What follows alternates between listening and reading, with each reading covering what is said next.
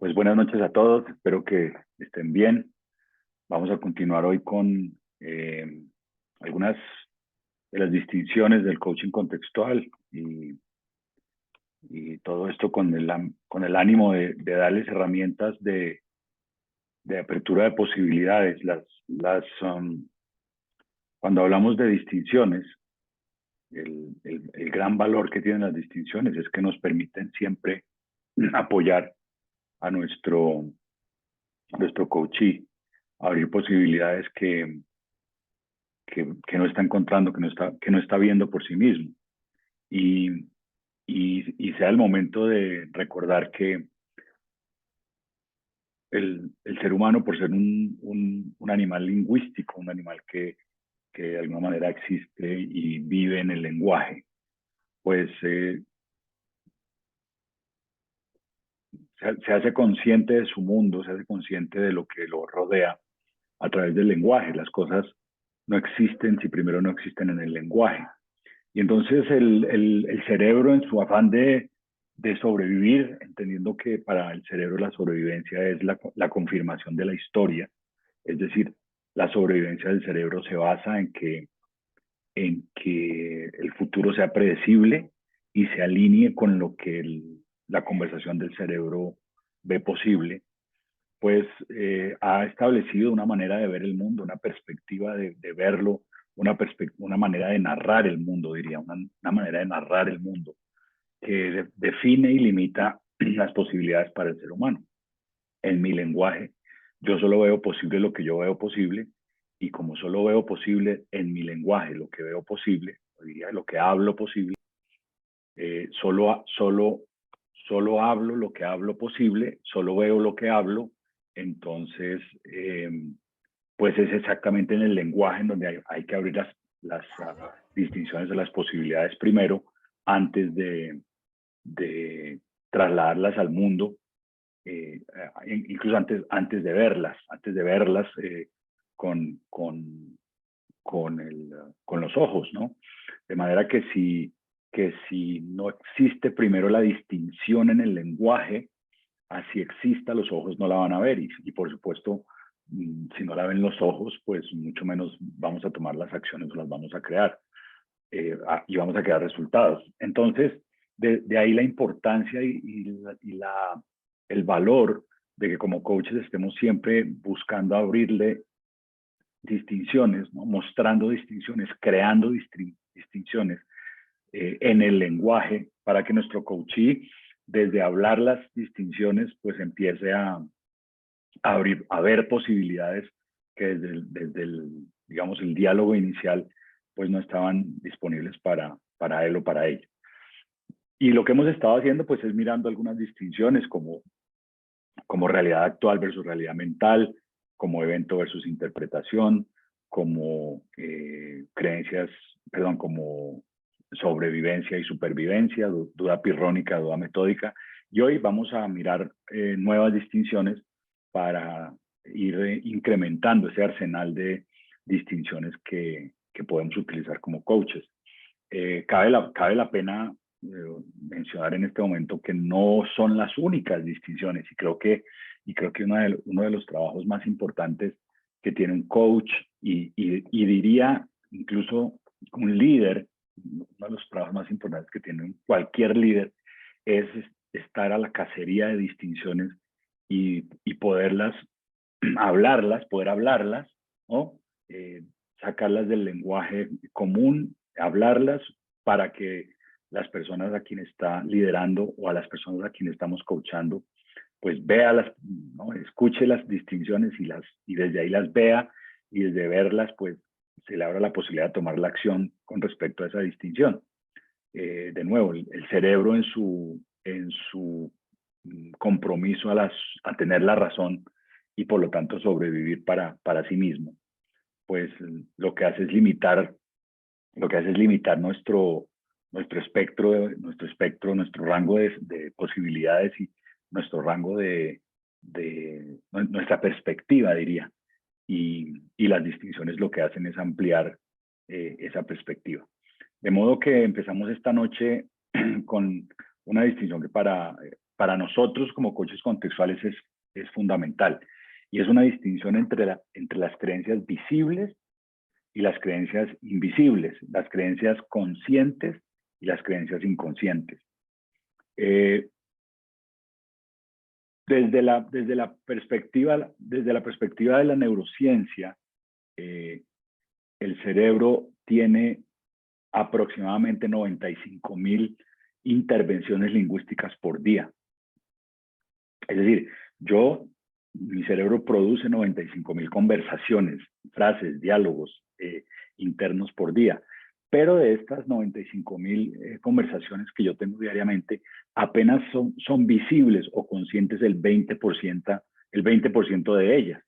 Entonces, en el 20% del mar de comunicaciones que tiene mi mente, el 20% del mar de comunicaciones, está ocurriendo la racionalización de todas las decisiones de acción, de todas las decisiones de relación que estoy tomando como ser humano.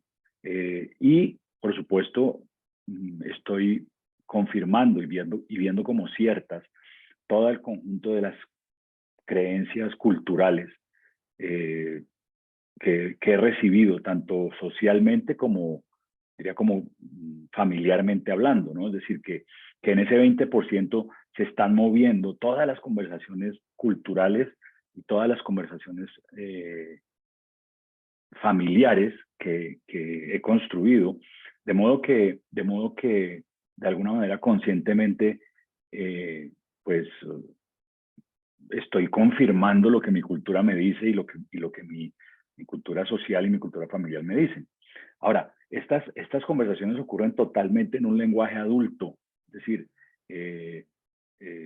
justificadas y basadas totalmente en mi experiencia previa, en mi propia historia, en mi propia narración de mi propia historia y, por supuesto, con la tendencia fundamental de justificar los resultados obtenidos. Es decir, que conscientemente, visiblemente, todas mis creencias, todas mis conversaciones tienen como propósito justificar los resultados obtenidos y incluso aquellos que no son satisfactorios, ¿no?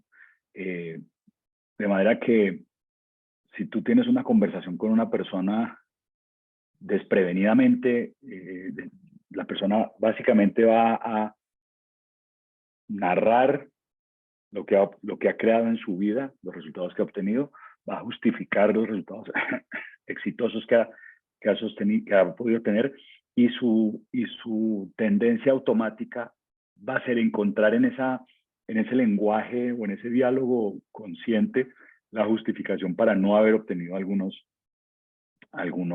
resultados.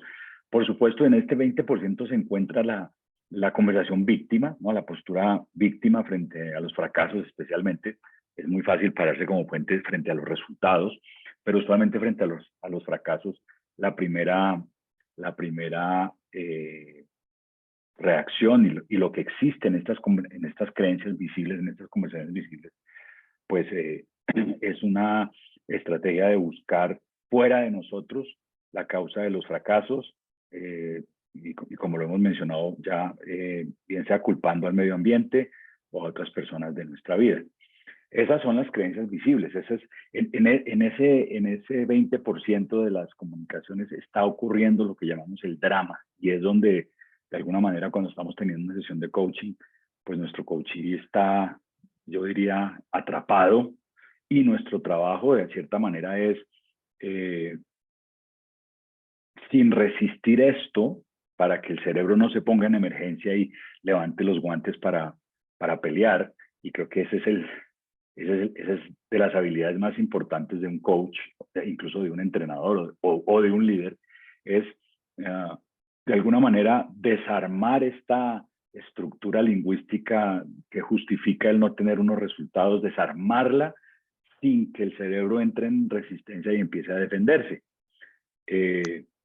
Por supuesto, para que podamos asumir esa postura de no ataque, esa postura de simplemente observación sin el juicio, pues tenemos que entender que estas creencias visibles o estas conversaciones visibles son apenas un 20% de lo que está ocurriendo debajo y y es de alguna manera lo único que ve el coachee, lo único que ve son esas conversaciones y esas creencias. Está ciertamente atrapado en su punto de vista. Y usualmente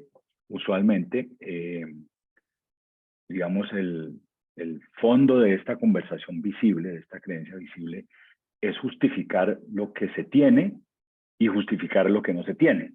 Justificar los resultados por los cuales muchas veces nos están precisamente contratando. Justificar por qué no se obtiene ese resultado.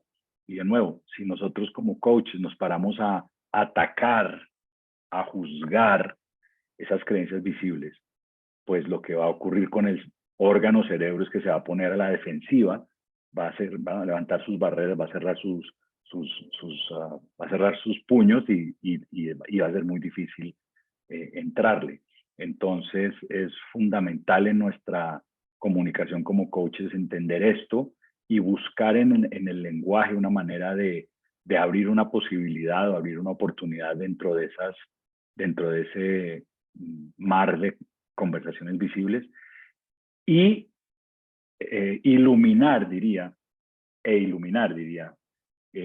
la existencia posible de esas creencias invisibles, ¿no? Y entender o llevar al coaching a través del diálogo, de las preguntas, especialmente de la exploración de los fracasos, de la exploración de los fracasos, apoyándolo a soltar el juicio, digamos, de alguna manera natural que tenemos los humanos ante el fracaso, a explorar esas creencias invisibles que son las comunicaciones que el individuo no alcanza a identificar, ¿no? Muchas fundamentales para la existencia misma del cuerpo humano, conversaciones que nos mantienen vivos, ¿no? Pero que también contiene, ese 80% de 95,000 también contiene creencias inconscientes que se están manifestando en relaciones o en resultados que generalmente no coinciden con lo que el individuo desde su conversación visible dice estar comprometido a crear. Es decir, si miramos el cerebro humano como un arma de protección, lo que proponemos es que el cerebro humano siempre tiene la razón, siempre. Porque no tener la razón para el cerebro humano equivale a morir. Entonces, cuando logro un éxito, cuando yo declaro que algo va a suceder y lo logro, pues está de alguna manera manejando mi actuar, mi conversación visible. Yo declaré que algo iba a ocurrir y de acuerdo y alineado con esa conversación y alineado con esa declaración, fui y tomé las acciones que permitieron ese resultado. Estoy de alguna manera yo conscientemente manejando el barco de mi vida, ¿no? El velero de mi vida. Ahora, cuando yo hago una declaración, pero ese resultado no se da, entonces mi mente estratégicamente y conscientemente produce este diálogo de justificación o víctima, precisamente para evitar que hacer esa exploración interior, esa mirada para adentro, que yo creo, de acuerdo a conversaciones que están ahora en boga con los neurocientíficos, podrían eventualmente apoyar la elevación del grado de conciencia, es decir, que ese 20% pudiera ser mayor, ese 20% al que tenemos acceso pudiera ser mayor, pero implicaría empezar a a tener un ejercicio que usualmente los humanos no tienen, que es desde ese fracaso realizar una exploración de esas creencias inconscientes o invisibles y empezar a explorar qué es lo que mi cerebro está teniendo la razón que se manifiesta en esos fracasos, ¿no? ¿Qué es lo que es inconsciente, de qué manera es inconsciente se está manifestando en el mundo en mis fracasos, en las cosas que yo declaro y luego no ocurren? Y esto es doblemente complicado, entre otras cosas, porque creo que una de las estrategias extraordinarias que empieza a generar el cerebro diría desde la adolescencia o tal vez de la temprana juventud, es que dejamos de declarar lo que queremos que ocurra, ¿no? Entonces estamos absolutamente abiertos a que ocurra literalmente cualquier cosa. Y una vez que ocurre cualquier cosa, pues entonces vamos y decimos que eso que ocurrió era lo que yo quería, era lo que yo deseaba, era lo que yo anhelaba en nuestro propósito de pertenecer a la manada y ser aceptados. Pero pues esa sería otra estrategia, ¿no? Es una estrategia más cultural y más consciente, en donde yo simplemente dejo de declarar y entonces no tengo nada que evaluar, no tengo nada que mirar si no tengo de alguna manera, diría yo, no tengo un comparativo que me permita evaluar si quien está manejando es mi consciente o si quien está manejando es mi inconsciente. Y nota qué estratégico es el cerebro, qué estratégico somos, o sea, se convierte el cerebro cuando tenemos todas estas justificaciones culturales y todas estas justificaciones lingüísticas para, de alguna manera, abandonar el ejercicio de declarar el futuro, de declarar lo que quiero que ocurra, ¿no? Entonces, cuando yo no declaro lo que quiero que ocurra, pues no hay manera realmente de hacer esa exploración interior, de volverme desde el fracaso, porque creería que cuando yo no declaro lo que quiero que ocurra, pues estoy abierto simplemente a la posibilidad de no fracasar nunca, porque cualquier cosa que ocurra yo voy a decir esto es lo que yo quería, o esto es lo que o esto es, de alguna manera, esto es lo que yo anhelaba que ocurriese. Eh, entonces, eh, pues esa es una extraordinaria estrategia. Cuando invitamos a nuestro coach a hacer declaraciones, ¿no? A qué es lo que quieres que ocurra, qué, para cuándo, pues notémoslo no solamente en ellos, sino incluso en nosotros mismos, ¿no? Que hay una resistencia, yo no diría que es natural porque los niños nacen con esta habilidad de declarar lo que quieren, de pedir lo que quieren, pero diría que es una habilidad entrenada más socialmente que nos lleva a dejar de declarar y de esa manera pues evitar esta posibilidad que abrimos desde el coaching contextual desde los fracasos, siendo el fracaso un resultado distinto al declarado, conscientemente declarado, pues perdiendo la posibilidad desde esos fracasos de realizar esta exploración de ese diálogo interno, de esas creencias invisibles que se están manifestando en esos fracasos. Ahora, esas creencias invisibles, durante mucho tiempo llamadas limitantes, hoy yo diría que debemos revisar si son realmente limitantes, porque hemos visto ejemplos clarísimos en donde las mismas creencias que nos permiten ser muy exitosos en algunas áreas de nuestra vida, nos limitan en otras. Entonces, calificar a las creencias como limitantes puede ser, digamos, incluso una manera de juzgar o señalar al coachee. Y de nuevo, debemos ante todo ser conscientes que el órgano cerebro pues está en la búsqueda permanente de enemigos con quien pelear y claramente creo que como coaches no queremos entrar en ese juego, no nos queremos parar en el pedestal de los enemigos del cerebro, porque en el momento en que nos paramos en el pedestal de enemigos del cerebro, pues inmediatamente ese cerebro va a estar bateando, ¿no? Con un bate va a estar bateando todo lo que enviemos en dirección a nuestro coachee y la comunicación se va a complicar.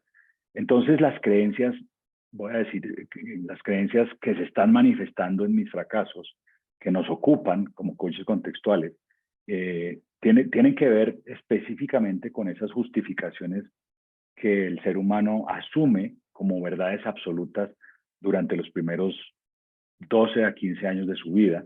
Esta es una teoría de Carl Jung, que propone que la personalidad del ser humano se produce en esos primeros 12 a 15 años de vida y se produce porque son años en donde no tenemos mucho control o casi nulo control sobre lo que está ocurriendo a nuestro alrededor, lo que está ocurriendo en nuestro entorno. Tenemos que adaptarnos, tenemos que acomodarnos, requerimos de alguna manera aprender a vivir en esa manada y lo que hace el cerebro es construir una serie de creencias que lo mantienen de alguna manera como miembro de la manada, ¿no? Requiero ser miembro de la manada y por lo tanto debo asumir como mías algunas verdades absolutas que son de la manada y que dado que no tengo control sobre los eventos que ocurren a mi alrededor, pues básicamente no tengo otra que encontrar una explicación a lo que está sucediendo. Por supuesto, y nuevamente, eh, eh, haciendo énfasis en el famoso tema del dolor histórico y el dolor dramático que entraremos a mirar más adelante como una distinción específica, eh, culturalmente se ve como un signo de debilidad y no solamente culturalmente, sino antropológicamente también. Es decir, que esta conversación de que el dolor es peligroso, que la manifestación de dolor es peligrosa, no es simplemente una conversación cultural, es una conversación que viene en el ADN, es parte de nuestro esquema cromosómico, ¿no? Está ahí, está grabado en piedra, diría, desde hace 60.000 años. Entonces, debemos producir o debemos construir unas verdades absolutas que nos protejan de ese riesgo, que entre otras es el único riesgo al que nos enfrentamos realmente en la sociedad dados los avances tecnológicos. Creo que cuando el ser humano se enfrentaba a otros enemigos como la naturaleza, como los depredadores, como la falta de alimentos, pues eran eventos que realmente le podían causar la muerte, ¿no? Estaba realmente en riesgo de muerte. Como, como, como a través de la tecnología y a través del desarrollo agrícola hemos subsanado esos riesgos, ¿no? Diría que a través de la ciencia y la ingeniería incluso hemos subsanado muchísimos riesgos de la misma naturaleza, ¿no? Ya los terremotos no nos matan, ya las erupciones volcánicas, los temblores no derrumban nuestras cuevas. Es decir, mediante la tecnología hemos diluido el riesgo de estos enemigos de la naturaleza, pues entonces el cerebro construye o toma el único enemigo que no hemos podido vencer, que es el miedo al dolor, o la conversación del miedo al dolor, porque realmente no es, no es cierto, creería yo que no es cierto que unos padres van a rechazar a sus hijos, o los van a sacar de la manada porque experimentan dolor o porque manifiestan la experimentación del dolor. Entonces, incluso eso es una ilusión de nuestra mente. No es cierto que estemos en tal peligro, ¿no? Ciertamente no estamos necesariamente en peligro porque no estamos necesariamente en peligro porque nuestros padres expresen su dolor o expresen su angustia ante nuestro propio dolor. No estamos realmente en peligro, pero, o sea, no es un peligro real y verídico, es un imaginario, es un peligro imaginario que el cerebro estratégicamente construye para entonces construir estas armas para defenderse de ese peligro, que son mecanismos de interpretación que diluyan el dolor o que tapen el dolor o que, o que de alguna manera lo enmascaren para que no se vea hacia afuera, ¿no? Entonces, como no tenemos control sobre estos eventos que nos están causando dolor, no tenemos control sobre la actuación de estas personas que nos están rodeando y cuyas actuaciones nos están causando dolor, pues eventualmente mi cerebro le echa mano a lo único que puede controlar, que es a su propia interpretación, ¿no? Entonces, pues construye interpretaciones que justifican esos eventos que me causan dolor, esas acciones que me causan dolor, las justifica eh, y, y, las, uh, y las vuelve una verdad, ¿no? Y efectivamente, en el momento en que el cerebro de alguna forma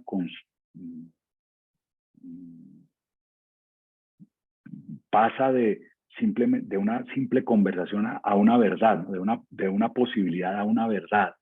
En el momento en que el cerebro hace ese clic entre hay una posibilidad que el amor sea como yo pienso que debería ser, tierno, afectuoso, desinteresado, amable, y luego veo la realidad de mi entorno, que es, el amor es agresivo y juzga y controla y no confía y entonces, pues, mientras estoy si me quedara en la posibilidad que puede ser uno u otro, pues me llevaría al futuro la posibilidad de que sea uno u otro.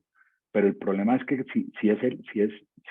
digamos, si es el que es, me duele. Y si me duele, construyo esta idea de que voy a ser exiliado de mi manada por sentir dolor. O construyo esta idea que a mis cuidadores mi dolor los va a afectar y voy a estar yo en riesgo.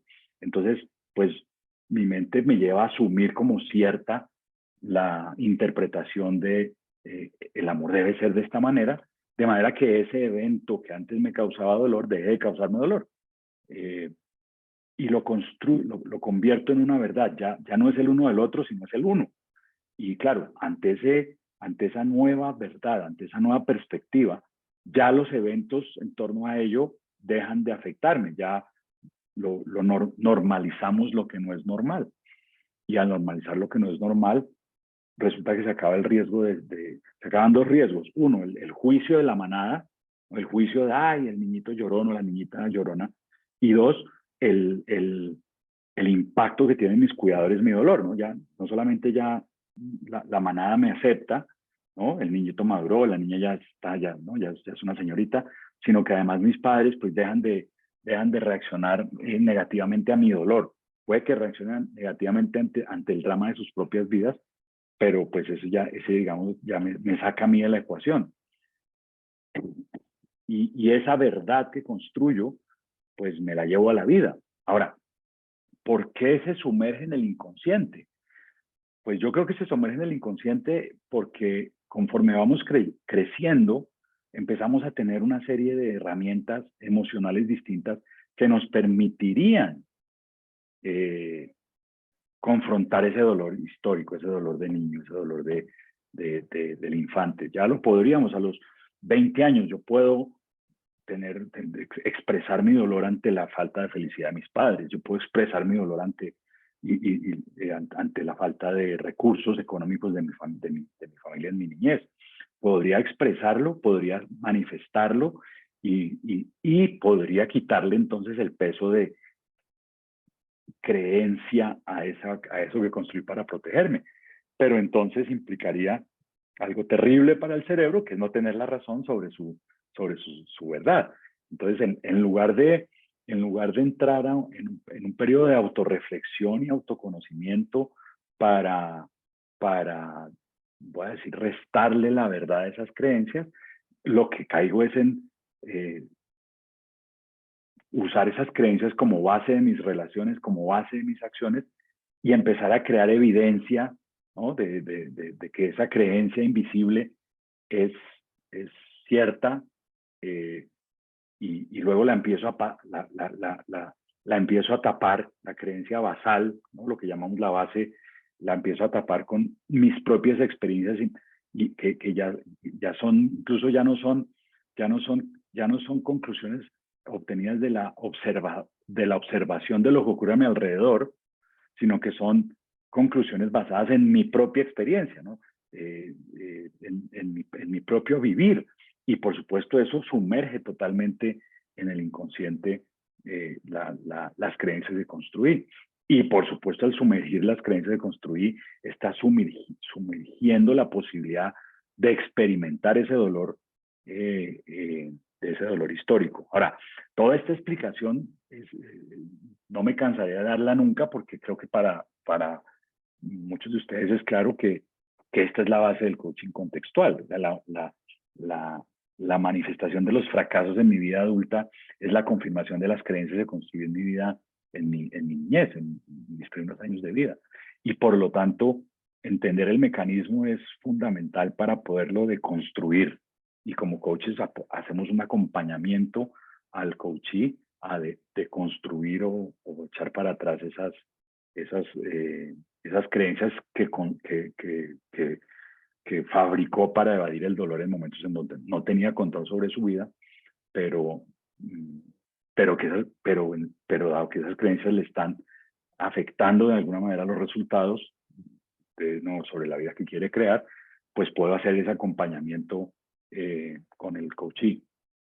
Esta creencia, y me gustaría agregar aquí que esta distinción, perdón, entre creencias visibles y creencias invisibles, o creencias conscientes e inconscientes, en mi experiencia se la he tratado de explicar muchas veces a los coaches, y es una cosa impresionante la manera como estratégicamente empiezan sus mentes a producir, o sea, sacarlos de la exploración. Es como que la mente no quiere hacer esa exploración e inmediatamente empiezan a hablar. Por supuesto, cuando estamos coachando a personas que tienen éxito, ¿no? Que tienen evidencia de su éxito, entonces su mente lo que empieza a sacar es a poner al frente su éxito, ¿no? Y empiezan a hablar de las cosas de su vida que funcionan y se olvidan de lo que estamos hablando, que estamos buscando cómo hacer, cómo girar algunos resultados que no funcionan. Es decir, es un mecanismo de defensa extraordinario el que usa el cerebro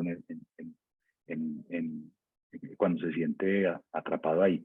Y otra cosa que es impresionante también, y se los digo porque quizás en sus propios procesos de coaching van a encontrarlo, y nosotros como coaches tenemos que estar muy pendientes de esto, es que a veces no es el coachee, sino es el entorno, ¿no? Es como que empieza a sonar el teléfono, aparece alguien y le dice que tiene que apagar el computador,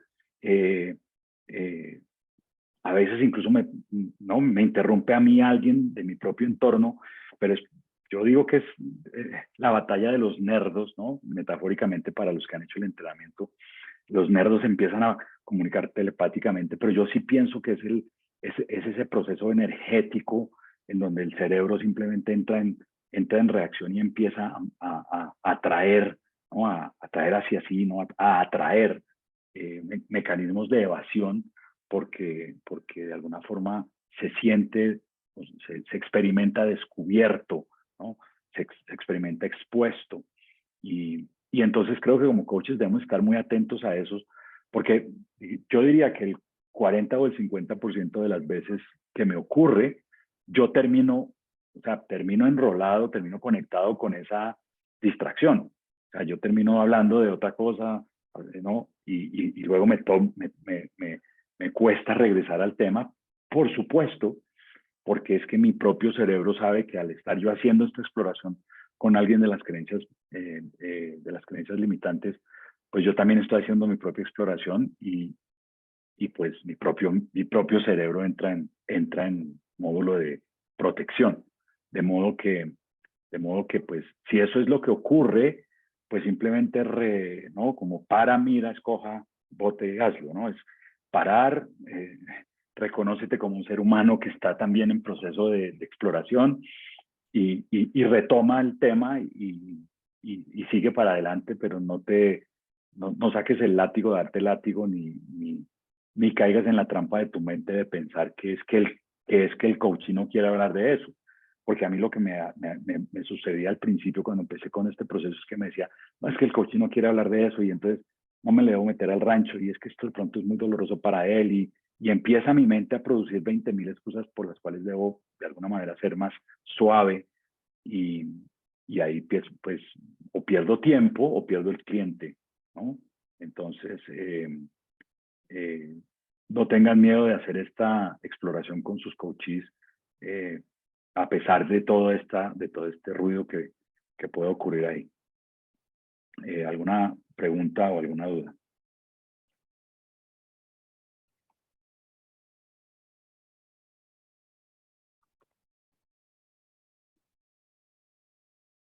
Bien.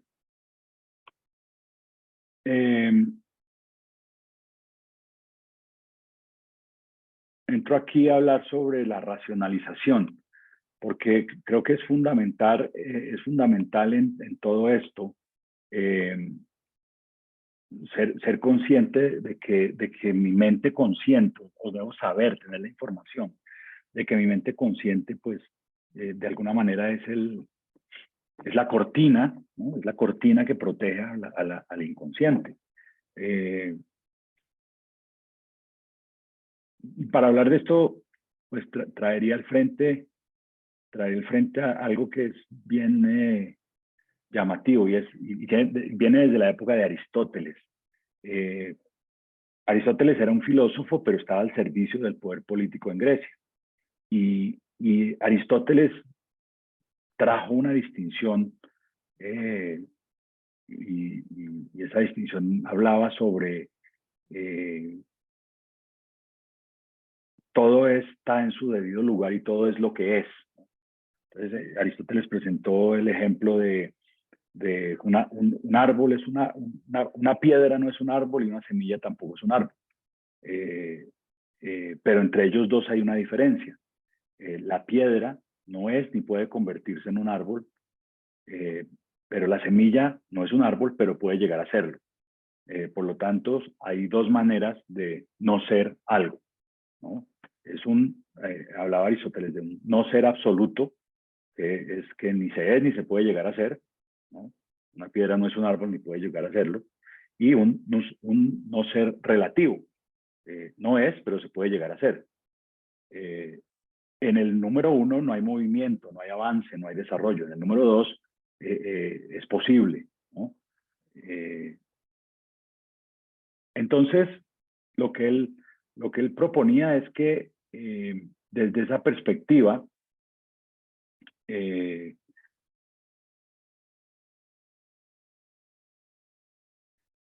se construyó un contexto que incluso hoy se mantiene, ¿no?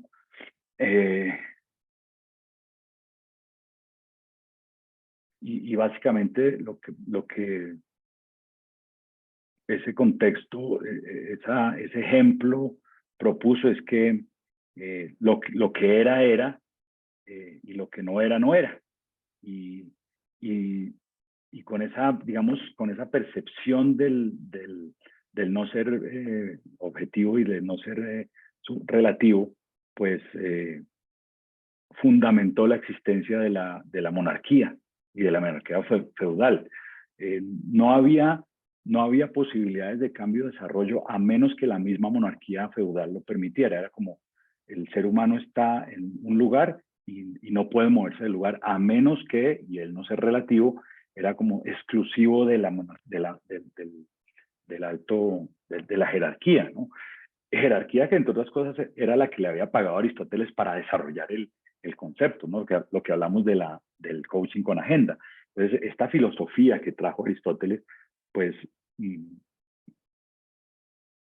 se convirtió en la piedra angular que incluso diría hoy se mantiene en muchos lugares.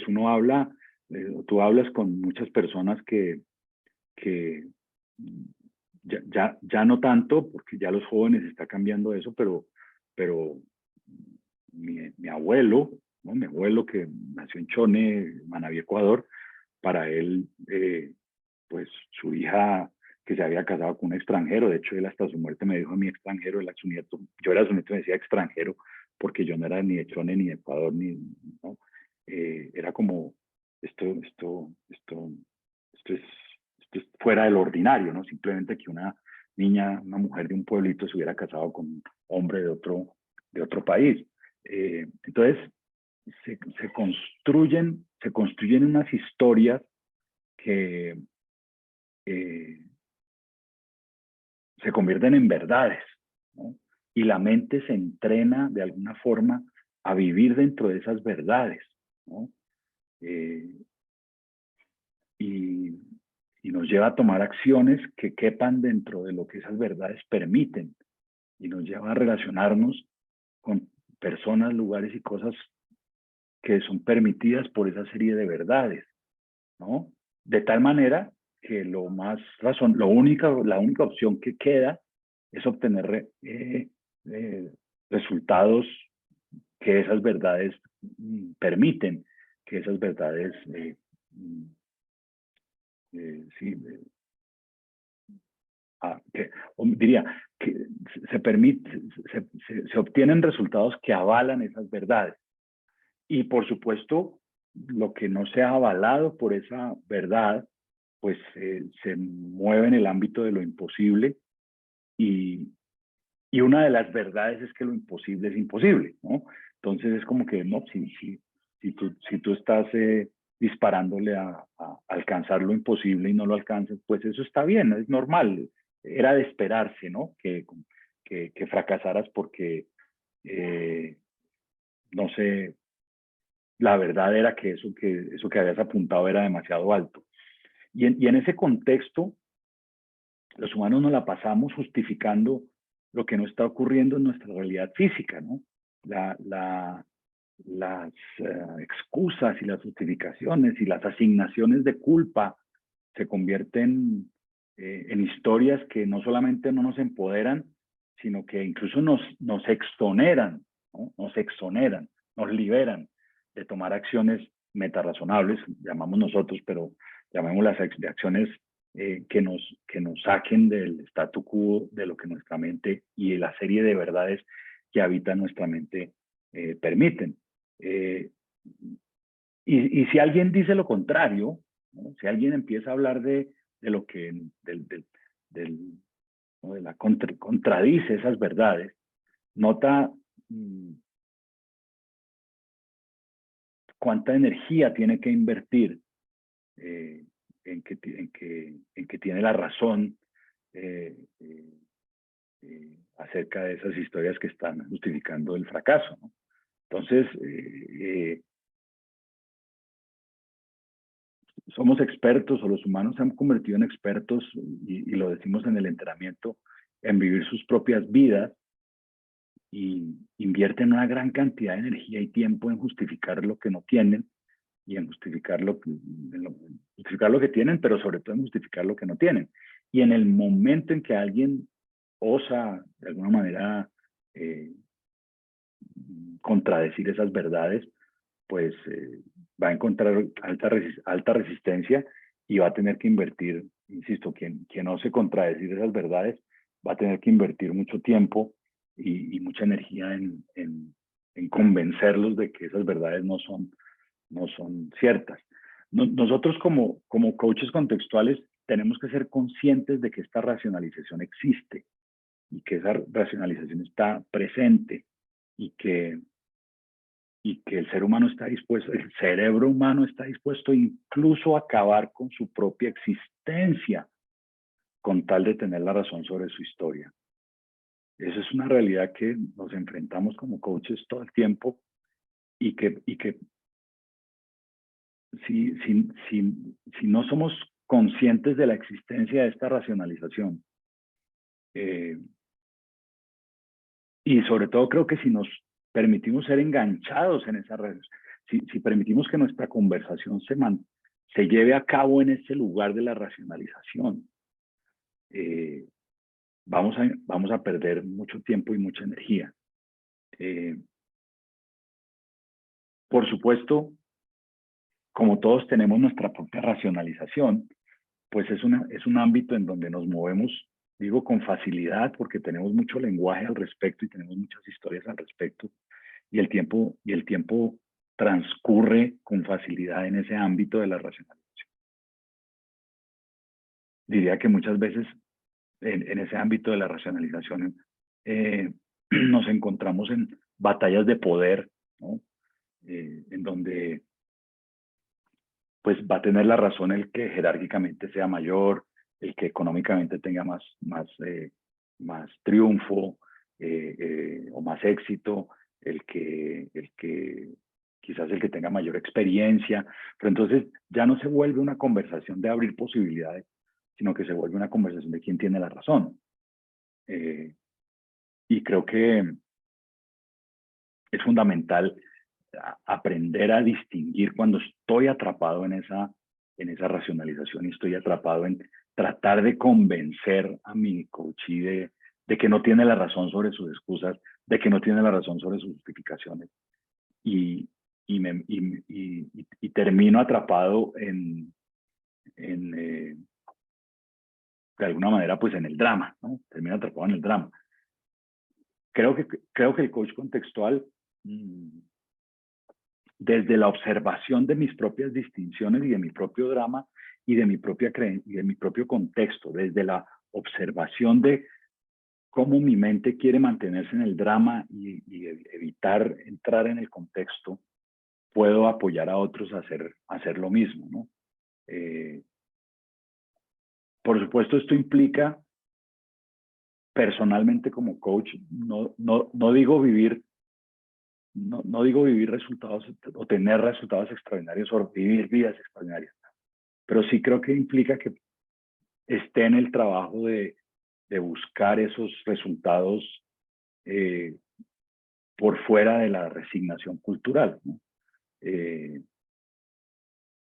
Estar en la búsqueda de declarar lo que quiero que ocurra y luego hacer que ocurra, pero no declarar lo que igual va a ocurrir, ¿no? Como lo hemos dicho antes, declarar cosas que yo sé que solamente van a ocurrir porque yo las declaré, declarar resultados que estén por fuera de mi contexto, si se quiera, y estar en esa observación de mis propias estrategias de sobrevivencia, de mis propias estrategias de creación de historias y de justificaciones, para que seamos conscientes de que esto es lo que el ser humano hace, ¿no? El ser humano no puede hacer otra cosa que inventarse historias acerca de todo lo que sucede alrededor. No podemos hacer otra cosa. Pero si yo estoy en el camino de inventarme, de elegir la clase de historias que me estoy inventando, no puedo dejar de inventarme historias. Pero si yo estoy en el camino de elegir qué clase de historias me estoy inventando, si estoy en el camino de elegir inventarme historias que me empoderen, si estoy en el camino de elegir inventarme historias que me permitan ser la fuente y no ser víctima, si me permito inventarme historias que me pongan a avanzar hacia mis metas, ¿no? Avanzar hacia mis metas, no necesariamente alcanzarlas, pero tener puntos intermedios que me digan, wow, estoy avanzando. Si, si, si juego ese juego, yo, pues seguramente voy a ser mucho más efectivo a la hora de apoyar a otros seres humanos a abandonar esa racionalización, ¿no? Esa maestría que tiene la mente humana de racionalizar e inventarse historias que justifican el statu quo, que justifican el por qué tengo lo que tengo y sobre todo que justifican por qué no tengo lo que no tengo. De modo que esa sería el tema de la racionalización. ¿Dudas o preguntas o opiniones sobre el tema de racionalización?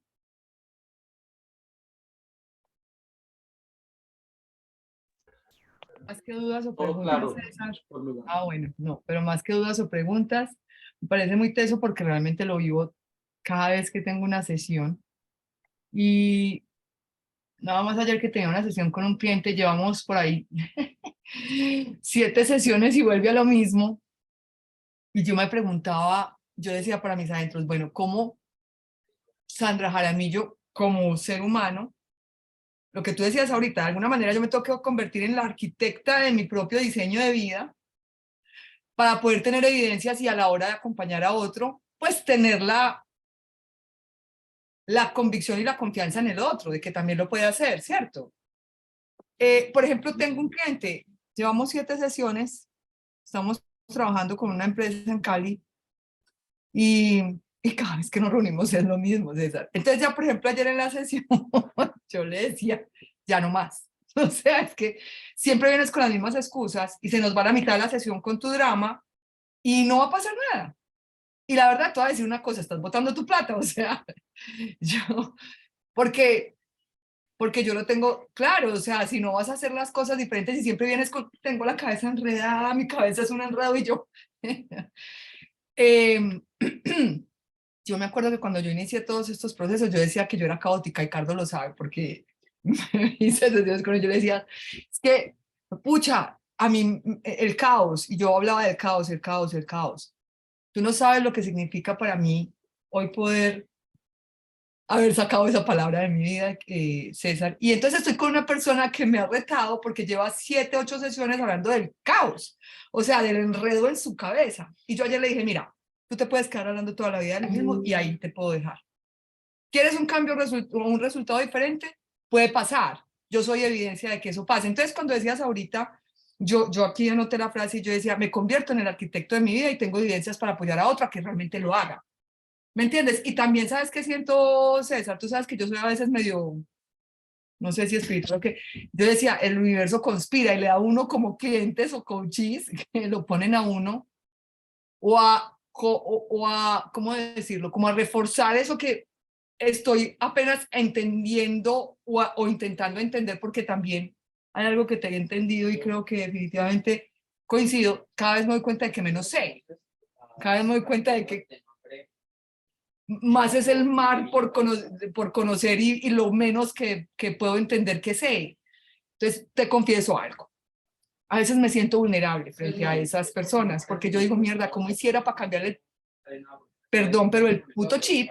Porque siguen las mismas y ya hemos hecho varias sesiones, se va y vuelve, se supone que debe hacer cambios, pero vuelve a lo mismo. Mi cabeza está enredada, mi vida es un caos. Y lo ve aquí de frente, ¿no? Tiene un socio que no es un socio, o sea, que realmente es ¿cómo se llama esto? Una piraña o alguien que absorbe su energía, que me dice, el 90% de mis problemas son, y todo lo que describe, está hablando de su socio.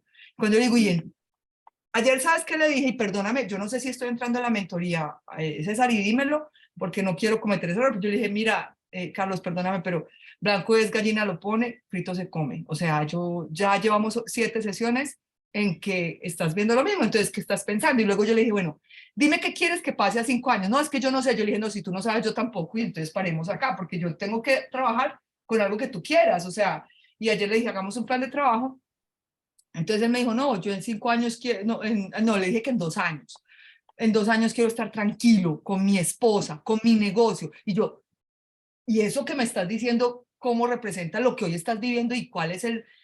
Le tiene puto miedo a decirle al socio que es el hermano de su esposa, que ya no más cuando realmente lo único que hace es absorberle la energía. Entonces, ya no sé qué hacer, César. Entonces me ocupa que llega un momento en el que yo, listo, ¿cuáles son mis conversaciones? ¿Qué es lo que me está haciendo a mí? Pero yo tengo claro que yo no le puedo decir qué hacer. Pero yo ayer sí le dije, por ejemplo, mira, tú decides si realmente quieres construir algo diferente, porque podemos continuar 10, 15, 20 sesiones en lo mismo y siempre vas a llegar con tu cabeza enredada, diciéndome claramente a mí lo que tú ves que es el problema, pero diciendo que no, pero que no eres capaz digamos, de resolverlo. Entonces, ¿qué tengo yo de evidencia, César? Para mí la cabeza ya no es un caos, para mí mi vida ya no es un caos. Yo te juro, y Ricardo lo puede decir, yo ya no hablo de la palabra caos porque si era, en cambio era mi constante cuando lo conocí. Yo hablaba de caos en cada sesión, cada coach que hablaba conmigo, coach y lo que sea, yo tenía el caos como la palabra, esa era mi muletilla. Entonces me encuentro con coaches caóticos. Bueno,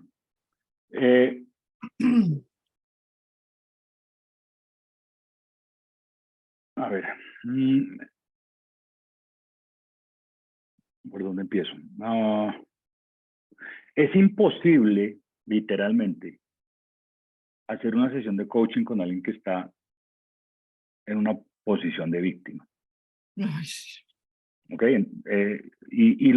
Lo primero que es, mi primera sensación cuando empezaste a hablar es que está en una posición de víctima.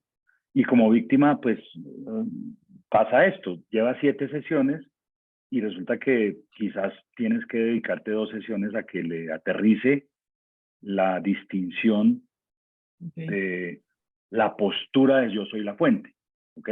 No que, y fíjate, no estoy diciendo que lo convenzas de, ni que se la enseñe, sino que le aterrice la posibilidad de una distinción de yo soy la fuente, porque si eso no ocurre, creo que parte del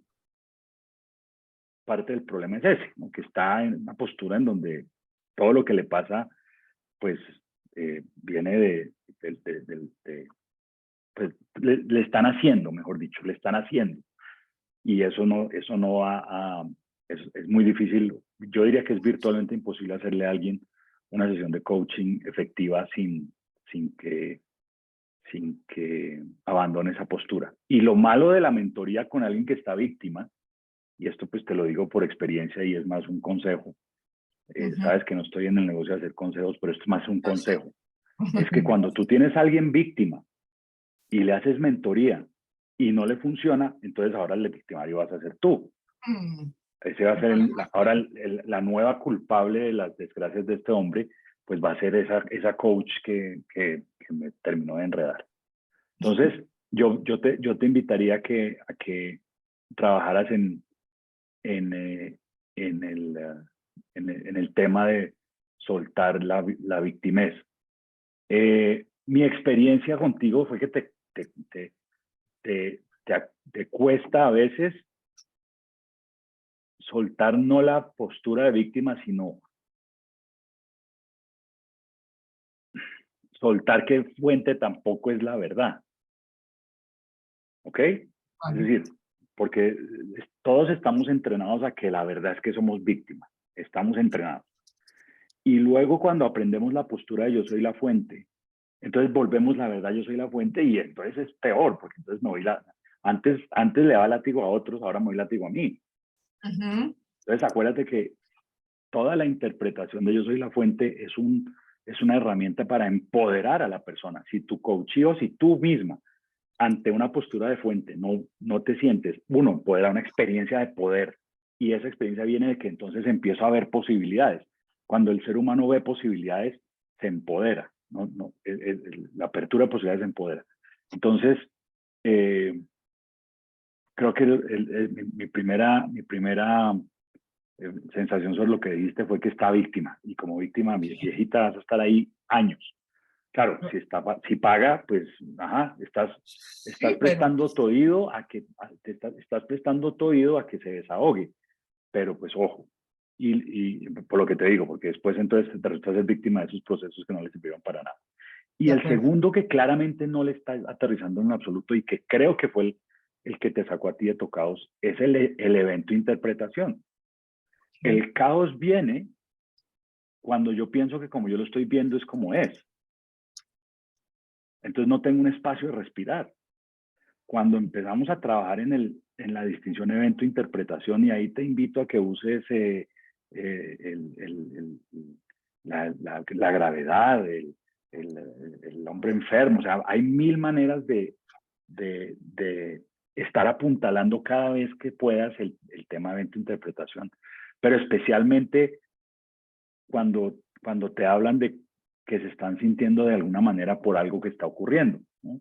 Pues, no, y es que me sentí frustrado porque pasó esto. A ver, ¿te sentiste frustrado por lo que pasó o por la manera como lo viste? Ahora, por supuesto, para yo poder estar muy atento haciendo esas preguntas, requiere que yo mismo esté muy clara de la distinción. Pero yo sí honestamente veo con orgullo que tú cada vez estás viendo más clara esa distinción. Todavía, pues, me imagino como todo humano, pues te enredas y tu mente no te quiere dejar ver la distinción porque te saca del drama, te saca del caos, ¿no? En el momento en que yo miro, ok, esto está pasando y esta sensación mía es por mi interpretación. Son dos cosas distintas, entonces pierde el poder el evento y lo puedo mirar desde otra perspectiva si ya me relajo y ya no hay ese caos o esa sensación de caos, porque pues caos puede que haya, pero lo que lo hace caos es como yo lo interpreto, no lo que está ocurriendo, ¿no? Los humanos podemos manejar 300 cosas a la vez. De hecho, un adulto está manejando 50 cosas a la vez. Lo que lo vuelve caos es cómo me relaciono con ello, no que esté manejando 50 cosas a la vez. Entonces, ahí ojo porque, ojo, no sé si la palabra sea ojo, pero yo pensaría que con esas, si te enfocaras un poco, o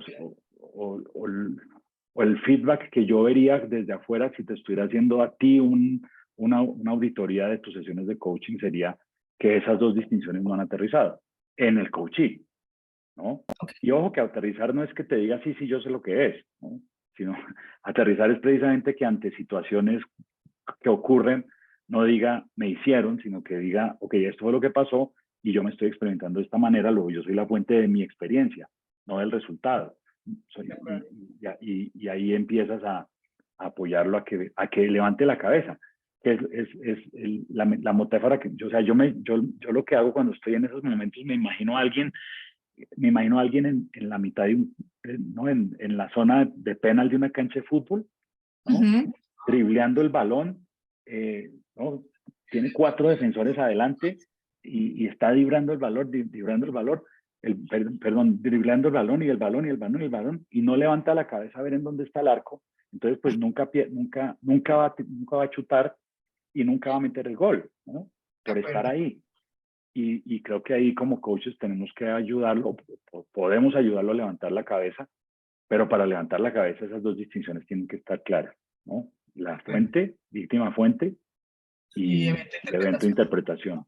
Gracias, César, de una. Sí, sí lo he hecho, pero yo creo que debo reforzarlo y debo asegurarme de que lo comprende, o sea, de que efectivamente, pues, o cómo lo interpreta él, ¿cierto? Hacer como un parafraseo ahí.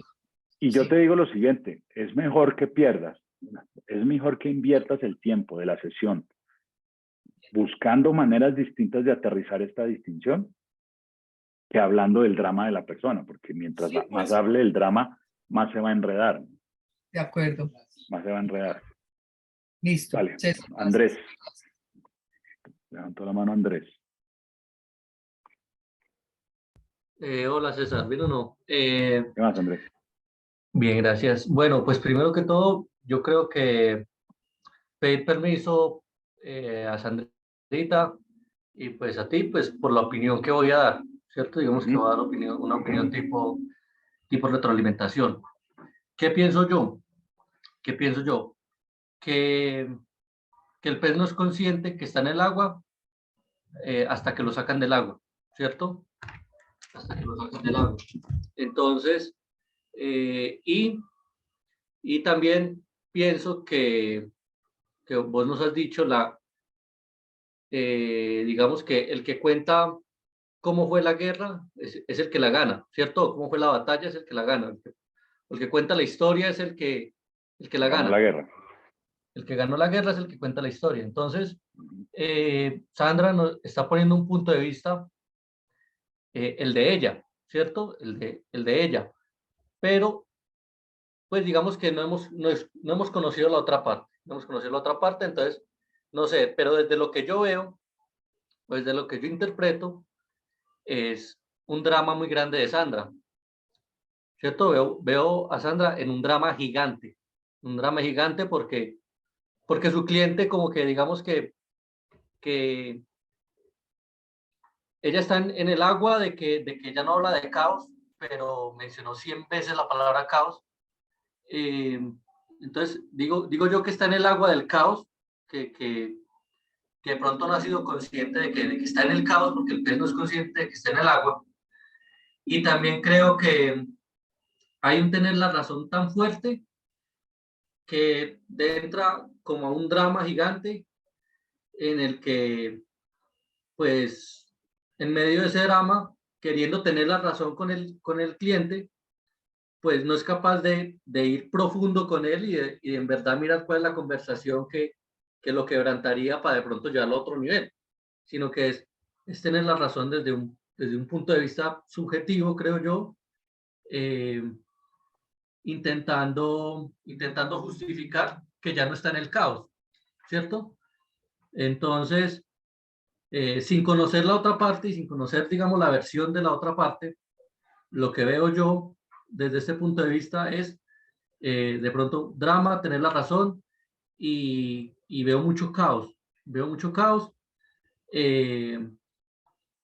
Entonces, pues, esa es mi opinión. Entonces, mi opinión es, cuando nos enfrentamos también a un cliente que va como a confrontar todo eso que de pronto nos golpea, por ejemplo, en este caso, el drama, el caos, todos los coaches son los adecuados para combatir cualquier conversación, o de pronto hay conversaciones que nosotros decimos, no, venga, con este tipo de conversación de pronto no me meto porque de pronto no es algo que yo pueda manejar, porque entonces me lleva me lleva como a ese estado de sobrevivencia. Esa es mi opinión y pues quería dar la opinión. Gracias. Vale. Pues yo creo que yo honestamente yo creo que cualquier observador externo puede apoyar a alguien a ver algo que por sí mismo no está viendo. Es decir, que no porque yo tenga una conversación de yo no soy importante, no puedo apoyar a alguien a que vea que tenga la conversación de yo no soy importante. No porque yo tenga una conversación de la vida es dura, no puedo apoyar a alguien a no solamente verla, sino romperla y atravesarla. En mi experiencia, porque no se trata de mí, no, no se trata de mí.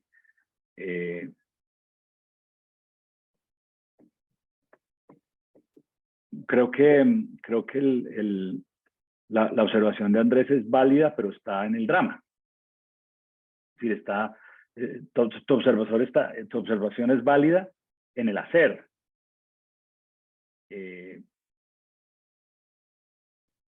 Yo quiero que el foco del coach contextual sea en la creencia que está presente, ¿no? En la creencia que está presente. Y de nuevo mi invitación con lo que les estoy diciendo es que pues hay unas distinciones sin las cuales ningún coach, o sea, hay unas distinciones sin las cuales no se puede hacer coaching, ¿no? En este caso, pues, que son dos decisiones que por lo que narras, Sandra, sin meterme en el drama, pues están presentes. Ahora, me puedo meter en el drama, podemos hablar de sí, Sandrita, es que tú tienes una conversión de caos y entonces pues te están enrolando a la conversión de caos. Esa es una posibilidad, no digo que no. Pero por más que, o sea, contextualmente hablando, creo que es más importante mirar la presencia de estas distinciones que estoy hablando y desde ahí, ¿no? Desde la certeza de que estas distinciones de alguna manera están aterrizando, pues esta retroalimentación que, insisto, es válida, puede pues abrir más posibilidades, ¿no? Puede abrir más posibilidades. Lo cierto es que lo que tú dices es bien cierto, pero yo como coach no puedo obligar a la persona a salirse de su contexto. Yo como coach, ojo, no estoy hablando como jefe ni estoy hablando como entrenador de un salón de transformación, pero como coach, cuando a mí me contratan como coach, yo no puedo obligar a la persona a salirse de su contexto, a salirse del acuario. Lo que lo tiene fuera del acuario tiene que ser el que no esté logrando el resultado. ¿Me entiendes? En la relación de coach-coachee, lo que tiene al coachee fuera del acuario es que no esté logrando el resultado. Si eso no lo pone fuera del acuario, yo no le puedo venir en una relación de coaching, insisto, porque si tu mente tienes una relación de un salón de transformación, pues esa es otra relación. O si en tu mente tienes la relación, en una relación de jefe a empleado, pues esa es otra relación, o de profesor a alumno, o de padre a hijo, pues esas son otras relaciones, donde yo puedo de alguna manera a mis hijos sacarlos del acuario, o yo puedo a mis empleados sacarlos del acuario, o yo puedo a un participante de un entrenamiento de transformación, yo puedo sacarlo del acuario, ¿no? Pero en una relación coach-coachee, lo que tiene al coachee fuera del acuario es que no esté logrando el resultado.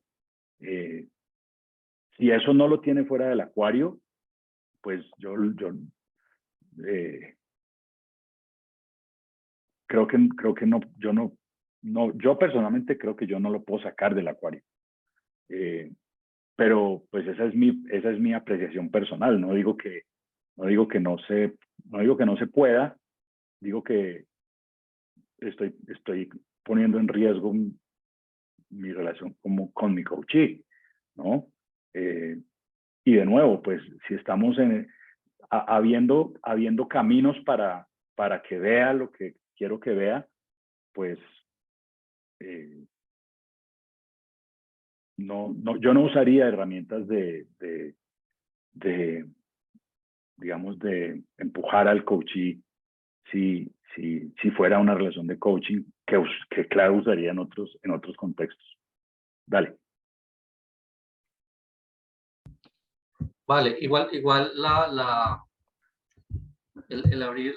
abro el debate es porque, pues como para intentar ver cómo se resolvería esa situación. Entonces, la forma adecuada, o la forma que yo veo que podría ser adecuada sería entonces analizar, digamos, estando en el punto de Sandra, que supera una conversación de caos del pasado, ¿cierto? Entonces, analizar qué maneras, y detectando que mi cliente tiene una conversación de caos, que demás, como analizar qué maneras de ser me ayudaron a mí a superar esa conversación de caos y cómo yo puedo romper como su limitante y crear esas maneras de ser en esta persona para que él rompa con con esa conversación interna de caos, o cómo sería la manera adecuada de crear como esa emoción para poder conectar con esa persona. Lo que ocurre es, de nuevo, a ver, cuando hablamos del coaching contextual, más que maneras de ser, estamos hablando de conversaciones, de creencias sobre mí que se disparan en automático. Una manera de ser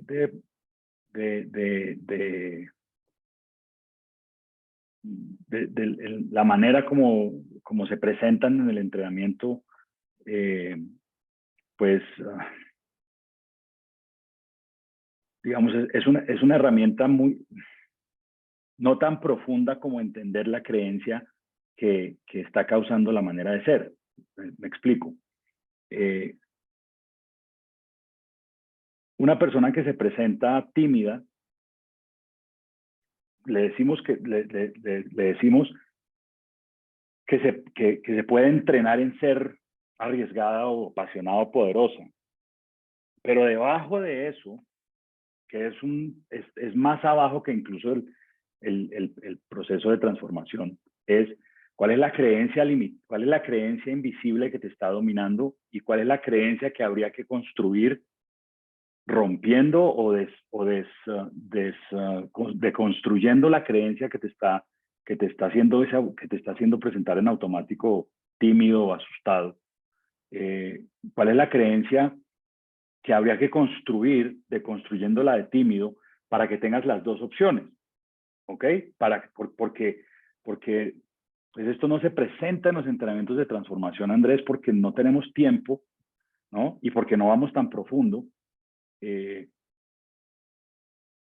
decimos, ok, el feedback que te llegó, el feedback que más te dolió es que que te dijeron que te ves tímido. Entonces ahora tu contrato va a ser poderoso y arriesgado. Ok, eso es lenguaje del salón de transformación. Pero en el lenguaje del coaching contextual, yo no hablo de maneras de ser, porque la manera de ser es la manifestación de una creencia. Una persona que tiene una manera de ser automática tímida, tiene una creencia: yo no soy importante, yo no soy valioso, yo no soy importante, yo no soy valioso, por ejemplo. Ahora, esa creencia no es mala, porque esa timidez seguramente le ha ayudado a crear cosas, ¿no? Entonces, esa creencia no hay que borrarla, hay que construir una creencia: yo soy importante, yo soy valioso, yo soy visible. Pero para construir esa creencia hay que primero deconstruir la de yo no soy importante. ¿Cómo la deconstruimos? A través de una exploración del dolor histórico en una sesión de coaching. Esto ocurre también en un entrenamiento de transformación, pero pues no tengo tiempo de explicarte cómo, pero en la sesión de coaching podemos invitarlo o podemos llevarlo a que explore el dolor histórico y el dolor el momento o los momentos en donde pude haber construido esa conversación y explorar el dolor histórico y reconstruir esa conversación y luego crear otra creencia alineada con el propósito que para el cual nos contrató y que se está poniendo. Entonces, hago esta claridad porque nuestro coaching contextual ocurre más profundo que el mismo entrenamiento de transformación, ¿no? ¿Cómo le puedo yo mostrar una conversación además, no hay una conversación de caos. La creación del caos es una estrategia que podría ser una manera de ser analítica o una manera de ser desenfocada, ¿no? Yo te veo desenfocado, yo te veo analítico, y ese desenfoque y ese sobreanálisis está generando ese caos. Eso está aquí arriba, ¿no? Está aquí arriba. El desenfoque y el análisis está generando el caos. Entonces, una manera de ser que funcionaría sería enfocado y promotor, ¿no? Yo te veo enfocado, yo te veo promotor. Eso está aquí arriba, eso en el lenguaje de un entrenamiento de transformación. Pero nosotros estamos un nivel por debajo de eso, por debajo de eso. Entonces, ¿por qué tiene esas creencias? O ¿cuáles son las creencias que están justificando esas maneras de ser? Vamos a explorarlas. En un salón, pues yo le puedo hacer 2 o 3, ¿no? Díselo a tu cara, denle feedback, cuál fue el feedback que más te dolió. O sea, en un salón yo tengo unas herramientas emocionales para que descubra esto. En una sesión de coaching no necesariamente tengo las herramientas emocionales y requiero invitarlo a que haga la exploración de los momentos donde pudo haber construido esas creencias. Pero de nuevo, el detonante de que él vaya y haga ese trabajo, dado que yo no soy el entrenador, ¿no? El profesor que le dice al alumno lo que tiene que hacer, el motivador debe ser la meta, o sea, que la meta que la persona está que la meta para la cual la persona me contrató es suficientemente importante para él o para ella. ¿Para qué? Para que él haga la exploración por él mismo, por ella misma, ¿no? Es como, yo tengo ahorita una cliente que es es una influencer que ustedes no tienen ni idea, o sea, no puedo ni decir quién es por el contrato que tenemos, pero está mirando cosas de su vida, pues terribles que le pasaron de niña, pero no porque yo ni la empujé, ni la obligué, ni la manipulé, ¿me entiendes? Ni la confronté, sino que ella está, pues digamos, comprometida a cambiar el resultado. Entonces, eso la está moviendo a hacer esta exploración de su dolor y a tener conversaciones de 1 hora hablando de momentos terribles de su vida, de su niñez, pero no ocurre, ¿me entiendes? No ocurre porque yo la invité a ser vulnerable. La manera de ser es vulnerable. Esto es un nivel, digamos, desde mi perspectiva más profundo. Entonces, si lo quieres manejar, si lo quieres ver al nivel de las maneras de ser, pues sí, análisis, sobreanálisis y desenfoque, eso genera caos. Pero por eso mismo digo que si lo que está en juego es suficientemente importante para el coachee, incluso que yo tenga las creencias, digamos, las conversaciones limitantes o las maneras de ser, no deben ser un impedimento para que yo apoye a la persona a hacer la exploración. Entiendo lo que me estás diciendo desde la perspectiva del entrenamiento, del entrenamiento, pero esto va más, esto quiere ir más profundo al entrenamiento, y además porque no tenemos el permiso, y yo en esto quiero ser incisivo, nosotros no tenemos el permiso como coaches de hacer esas confrontaciones o de llevarlo, ¿no? de acorralarlo o mostrarle ese dolor ese punto de dolor, ese punto de quiebre del que tú estás hablando, no tenemos el permiso en una relación de coach-coachee. Puede que la tenga en otras relaciones, como yo como jefe sí puedo interpelar a un empleado mío porque tengo ¿no? Jerárquicamente estoy encima. Yo como entrenador jerárquicamente estoy encima, como senior o como coach en un proceso de transformación estoy jerárquicamente encima, pero en un proceso de coaching personal no estoy jerárquicamente encima, al contrario, estoy un poquito abajo porque me están pagando para, para, para pues, no, yo soy el proveedor, me pueden despedir. Si hago una pregunta que no toca, y lo dije al principio de esta sesión, si mi lenguaje hace que el cerebro de la persona con quien estoy hablando se ponga a la defensiva, pues en ese momento, en el momento de esa guerra, la historia la va a escribir el que gane la guerra. Y en una relación de coaching uno a uno, el que va a ganar la guerra va a ser el cliente, el que paga. Él va a ser el que va a ganar la guerra. Yo no me quiero quedar con mi razón y sin mi cliente. Y eso es lo que puede pasar en una relación de coaching. Yo lo puedo ver, ¿no? Créeme que yo muchas veces en mis sesiones de coaching, yo veo claramente cuál es la conversación, yo veo cuál es la manera de ser, se ve la manera de ser, pero ¿de qué me sirve decírselo o confrontarlo como si fuera un entrenador si yo sé que en esa relación yo estoy aquí igual? Cosa distinta, insisto, cuando yo estoy encima porque soy el entrenador, estoy encima porque soy el jefe, o estoy encima porque soy el papá, o estoy encima porque soy, ¿no? de alguna manera soy jerárquica. Ahí sí puedo hacer este tipo de intervenciones que tú estás diciendo, y ahí sí diría, incluso ahí sí diría, que si yo mismo no tengo esa,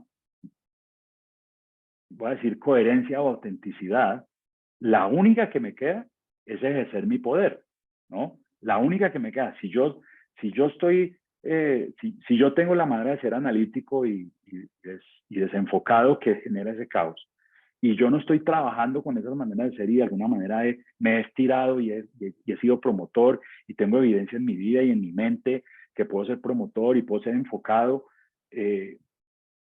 pues muy difícil lo voy a enrolar o conectar a que haga ese estiramiento. La única que me queda es apretarle el botón desde el dolor,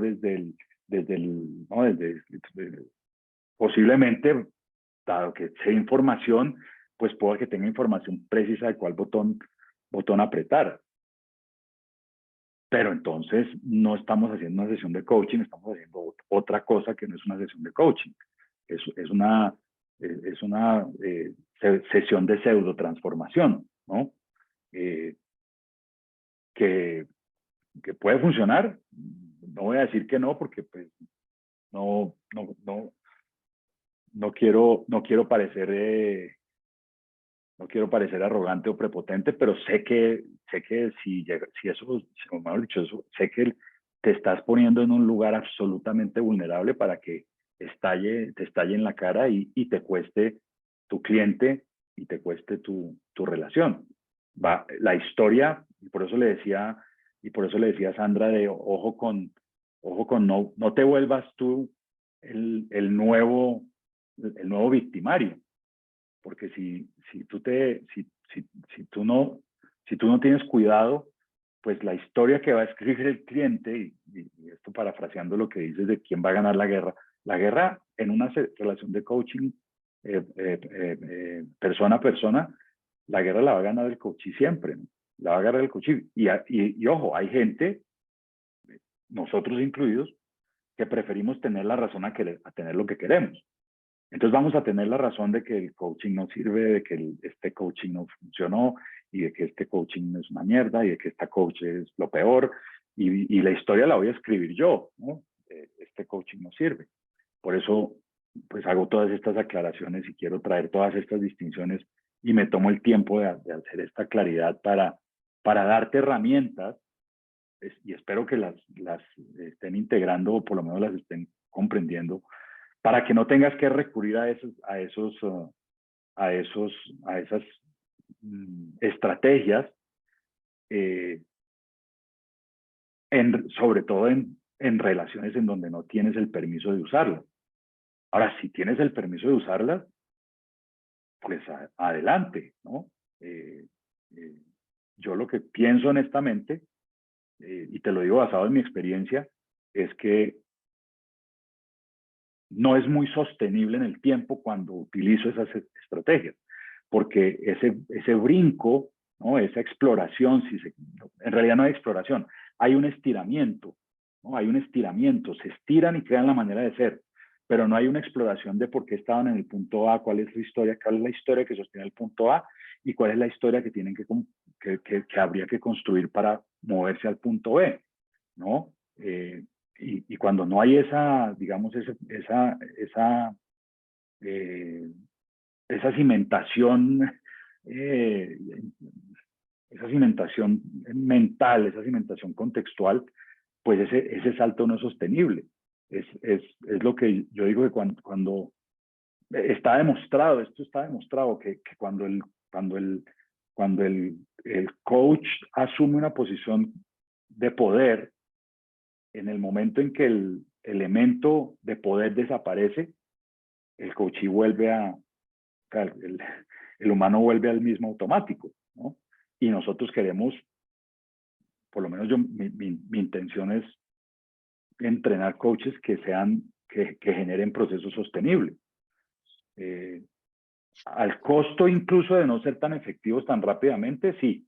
Prefiero que no seamos efectivos tan rápidamente, pero que el trabajo que quede tan fundamentado, que la persona realmente se quede con ello y no que seamos muy rápidos, que desde mi experiencia es lo que pasa en muchísimos procesos de transformación, en donde en 3 días se logran saltos cuánticos y luego la sostenibilidad de esos saltos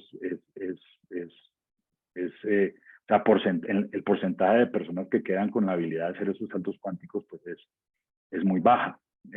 No es el propósito de esto.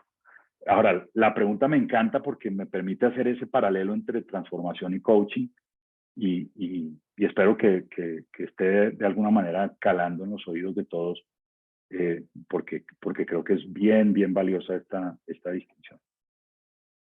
Sandrita. César, levanto la mano porque precisamente basado en esto que nos acabas de traer y basado en el mismo cliente, pues porque realmente es la experiencia más cercana que tengo para aprovechar al máximo este espacio.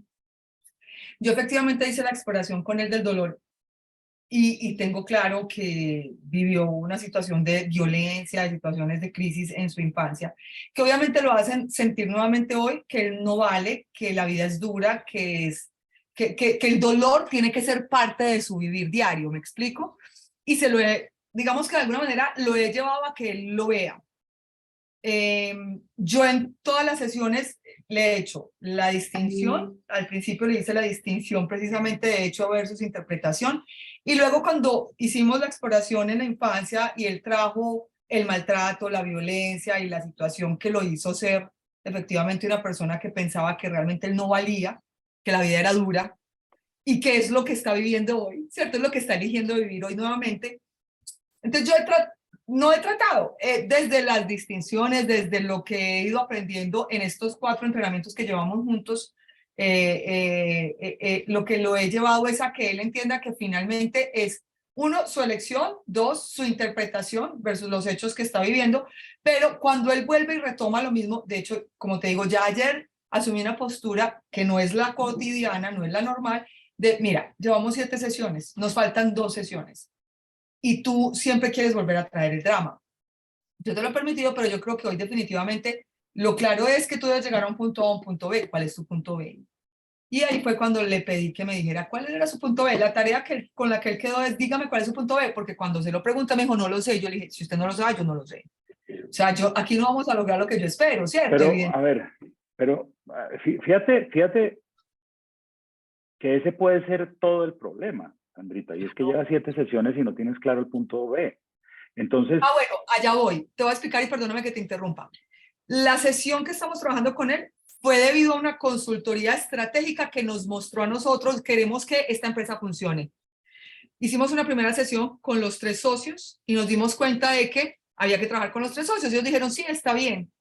Cuando empezamos a trabajar con los socios, y yo empecé a trabajar con este, que de hecho es el, digamos, dueño de la idea, el que yo, lo que empecé a ver es que él tenía temor de ser totalmente claro y lo que ya logró manifestar es que yo no quiero más esta sociedad. O sea, realmente yo estoy donde no quiero estar. Por eso entonces yo le dije, listo, entonces ¿cuál es su punto B? Es decir, yo ya no estoy yendo en pro de lo que la consultoría esperaba, sino lo que realmente el coach espera, evidentemente. Sí, y tienes toda la razón. Por eso yo le dije, es que definitivamente si no sabemos a dónde quiere estar Carlos, yo no puedo acompañarte a que veas y ese es el el tema. mecanismo. Lo que quiero anotar con esto que te estoy diciendo, Sandra, y no quiero que escuches que lo hiciste mal, sino que No, yo lo entiendo. cuando tú dices hemos explorado y hemos hablado de esto, de estos momentos, todo eso tiene que ir acompañado de alguna manera de medir si eso está realmente generando un impacto o no. Y De cuando acuerdo. tú no tienes, o sea, cuando tú no tienes mecanismos de medición, ¿no? O sea, que obviamente no los tienes dado, que no está muy claro, realmente no está muy claro para dónde va esta empresa, ¿no? Se vuelve algo muy terapéutico. Incluso yo creo que se los dije la vez pasada, y si no se los dije, se los digo. Si yo me quedo trabajando el dolor histórico y desde las creencias y desde los fracasos, explorando qué fue lo que pasó, esa exploración es muy importante y es muy valiosa si yo la estoy, si al tiempo yo estoy midiendo avances que me digan que estoy deconstruyendo esas creencias. Sí, no, Pero si total. yo no estoy midiendo esos avances, entonces lo que estoy en realidad es en un proceso terapéutico, ¿no? Pues terapéutico entre comillas, porque no tengo cómo medir los avances. Y usualmente lo que termina ocurriendo es decir, esto sí es, ¿cómo se llama?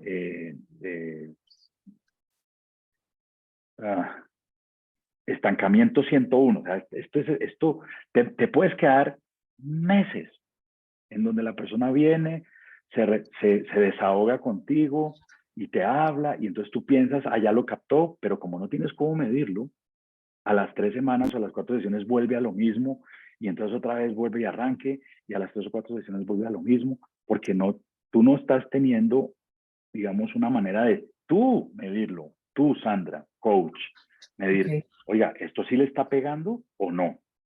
de acuerdo. Porque y como no tienes una manera de medirlo, lo único que puedes hacer es sentarte y oírle otra vez el chiste, o hasta que te desesperas porque faltan 2 sesiones, o hasta que el cliente se desespera porque pues, ya está cansado de dar la vuelta y la vuelta y la vuelta al mismo tema y no pasa nada. O se vuelven adictos a esto y se quedan ahí porque tiene la sesión con Sandrita y entonces una vez a la semana llora un ratico y se desahoga y se siente muy bien después de hablar con Sandrita, pero realmente no estamos impactando sus resultados de una manera clara con el trabajo que estamos haciendo. De ahí mi insistencia en que no lo llamemos, mientras no tengamos claro el punto A y el punto B, no lo llamemos coaching, ¿no? Llamémoslo otra cosa, no sé cuál sería el nombre que yo le daría, pero consultoría, no sé, pre-coaching, ¿no? Porque realmente mientras no haya ese punto A y punto B, pues muy difícil, ¿no?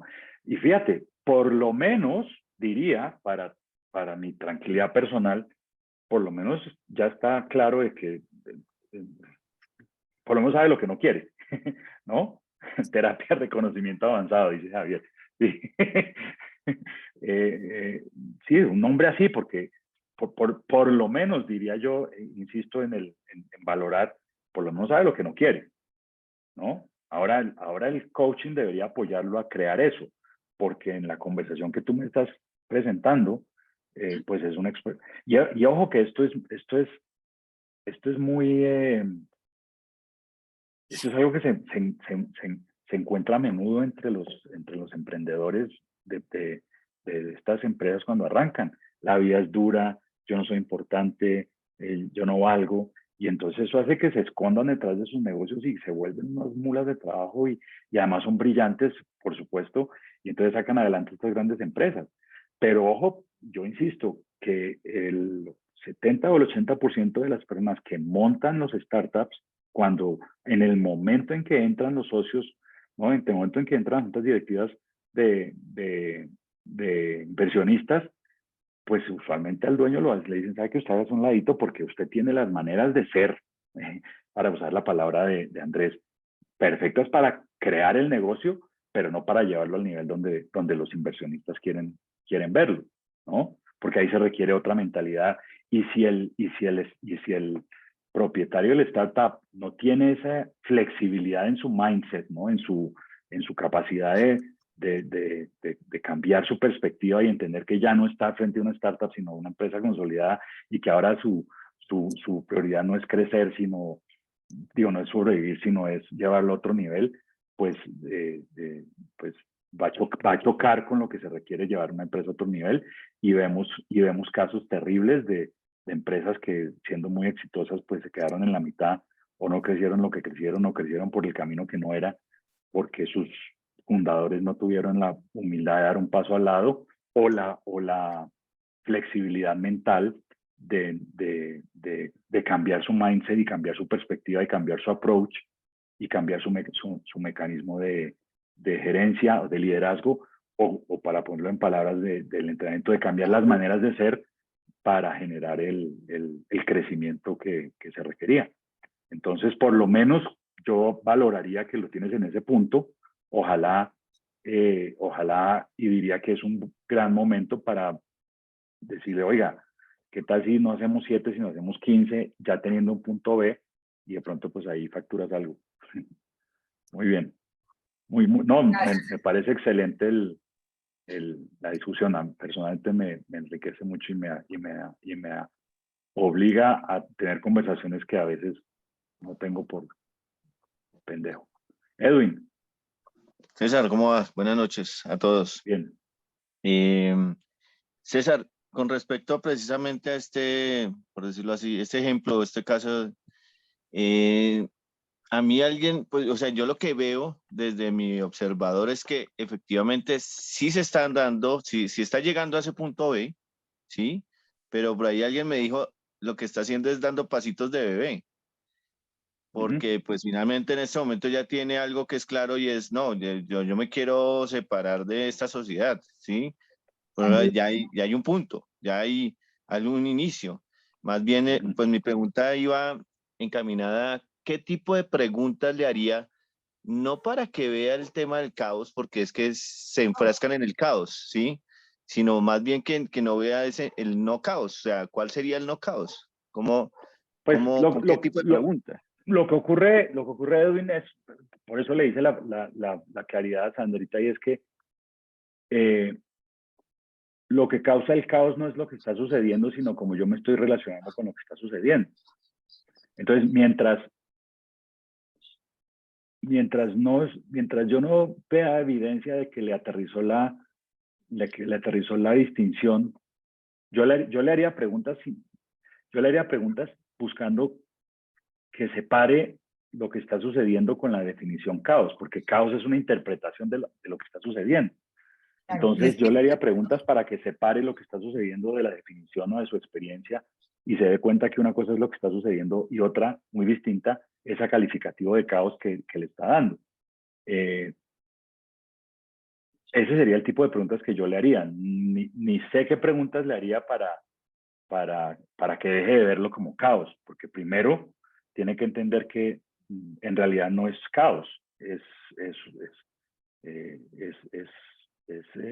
un poco de información, es un poco de trabajo, ¿no? Es un poco de información, es un poco de eventos de la vida.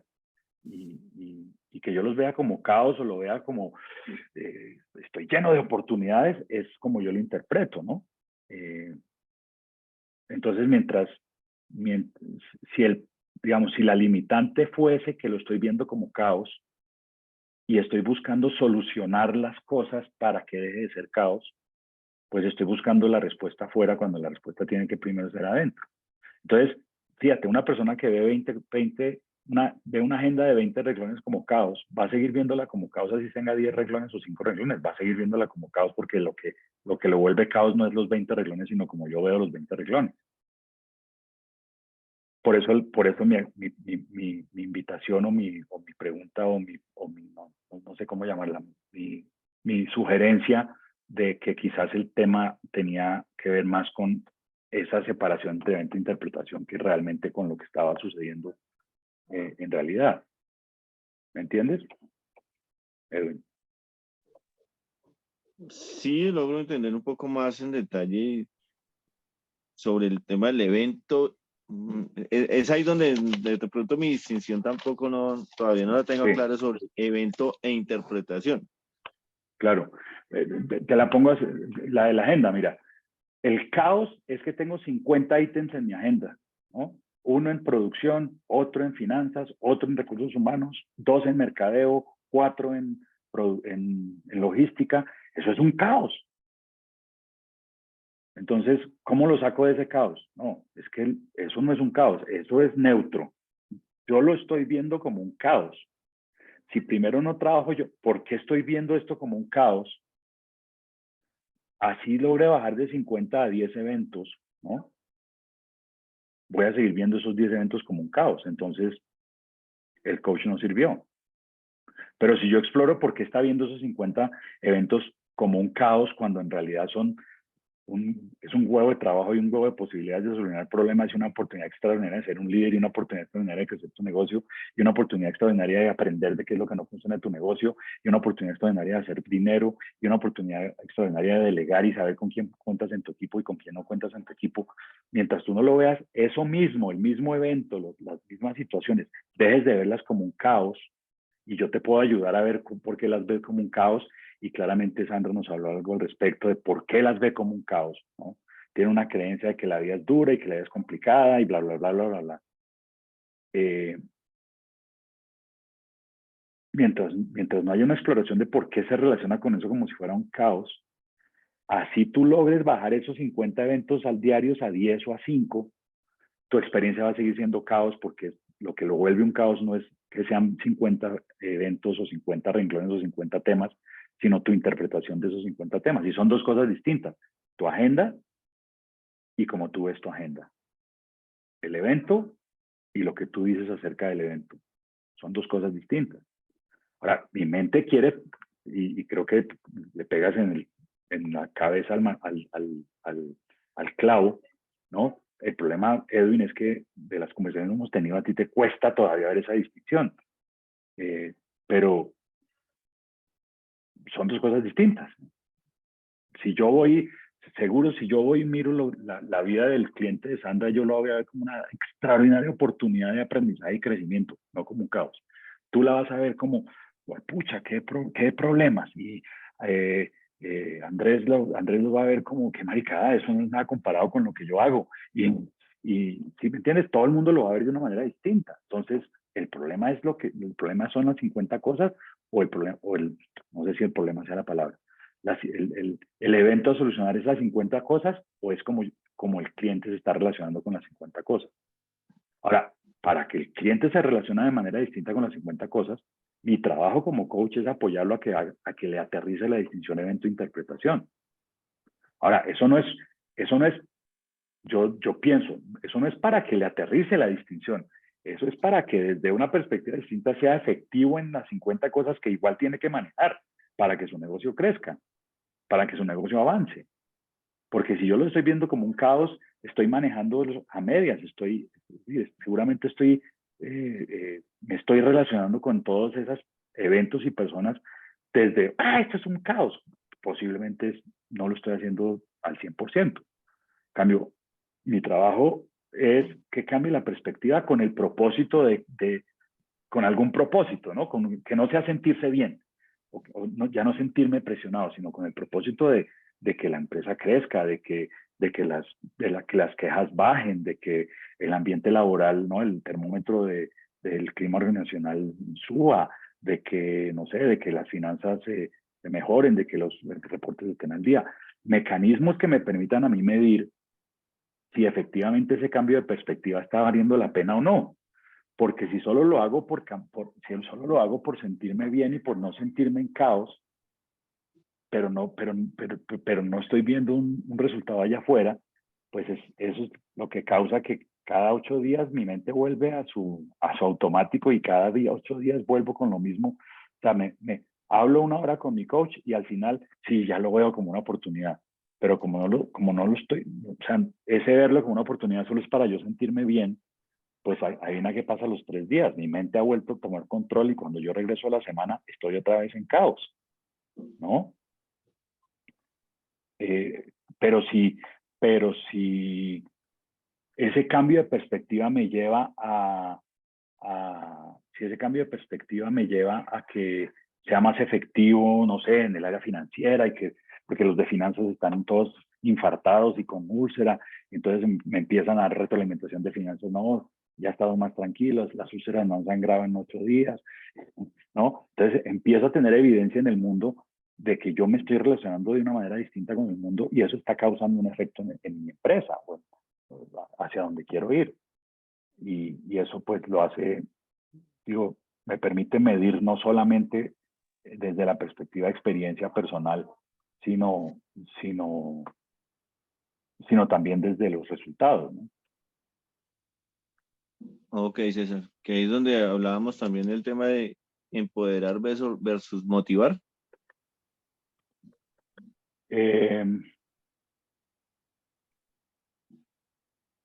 Porque yo veo que como que sí, lo motivan, sí, pero... el empoderamiento tiene que ver con la generación de resultados y la motivación tiene que ver con la experiencia de bienestar, ¿no? Se sienten bien, se sienten energéticos, se sienten cargados, sentimos poderosos. ¿Y cuál es el resultado? No, pues igual, pero nos sentimos poderosos. Ese no es empoderamiento, eso es motivación. Entonces yo diría que sí, diría que ahí hay algo que ver con eso. Ok, vale, gracias. No, pues no, gracias a ustedes, gracias. La pregunta me pareció extraordinaria y el aporte de Andrés también me encantó. Muchas gracias, de verdad que yo disfruto mucho más contestando este tipo de preguntas que avanzando en el tema, pero seguiremos avanzando en el tema. 2 horas completamos. Les agradezco mucho a todos y buenas noches. Nos vemos el viernes, Sandrita y Andrés. Sandrita y... Gracias, César. Chao, chao. Y Muchas gracias. Ricardo. Buenas noches a todos. Chao, Andresito. Chao, Sandri. Feliz Chao, noche, chao, Elizabeth. chao. Descansen, chao. Chao, Javier.